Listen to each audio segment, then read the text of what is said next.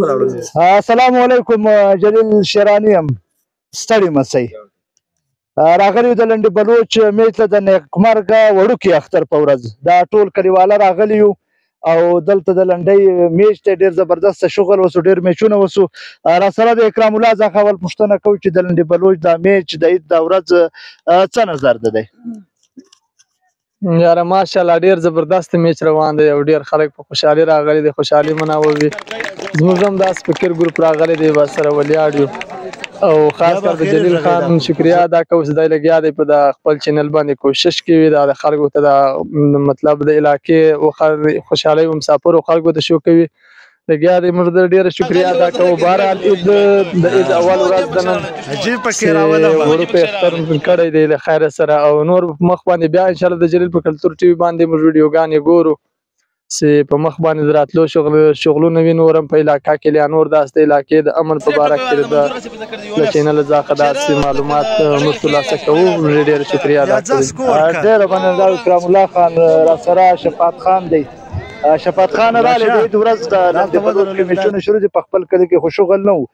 ټورنمنټونه به د مخکې هم کتلي دا اوس ټورنمنټو یا دغه ډېره مزه وکړه، ډېر خوند یې وکړو. د خدای او کس ول د پالټۍ له منځه وتو درته هم راوګرځولو. خیر اوسمندو ملک صاحب راځو. ملک صاحب محترم ملک صاحب څه نظر دی د عید ورځ د خوشحالي ده خلکو ته څه پیغام ورکوي؟ محمدین جی قدرمن وکیل خان یم. دای وکیل خان دی.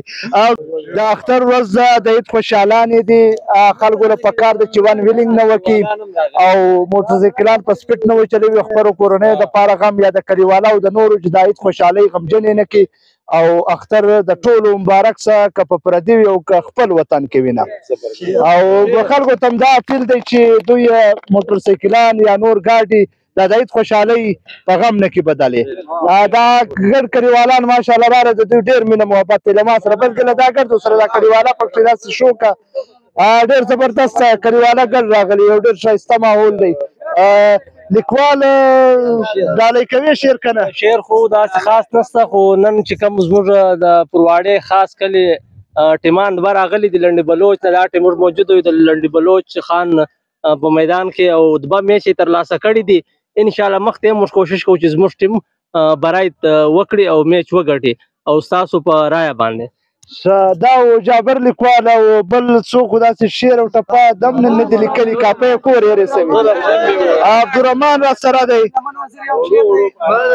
راځو عبدالرحمن د ګیلمن وزیر. د ګیلمن وزیر شعر دی د جلیل په اجازه یې ډالۍ کوو. بالکل ارشاد. وطنه درې رنګه بیرغ دي ځکه نسې زغمای، وطنه درې رنګه بیرغ دي ځکه نسې زغمای، خپل دي مین دي په پردیو بیرغونو باندې. ډېر زبردست انقلابي شعر ولا یاره لاس واچوه، ډېر زبردسته. د دغه حوصلې ته سلام. د عبدالرحمن چې دی یو ښه کرکټر دی، ښه لوبغاړی دی، د پرواړې کلي د لوبډلې. الحمدلله ښه کرکټر خو دا بوه میچ چې ما ته موقع نه میلاو شوې په ګراونډ احتجاج فیلډینګ ډېر ښه وکړ. الحمدلله فیلډینګ مې ډېر سخت او ورونه کم د کم ورو په وجه د کم ورو ما ته موقع نه میلاو کوم ښه شاټونه الحمدلله ښه بیټینګ ډېره د خپل تجربې ډېر تکړه دی. او د ده دا شعر چې ووایه دا حوصله ته هم سلام. خدای په هر کل کې پرمخه دی، پرمختګ یې کړی دی. دا خو بالکل ډېره زبردسته ده. بس ټول دغه علاقه ده دا کلیواله. بهرحال تر بله پروګرامه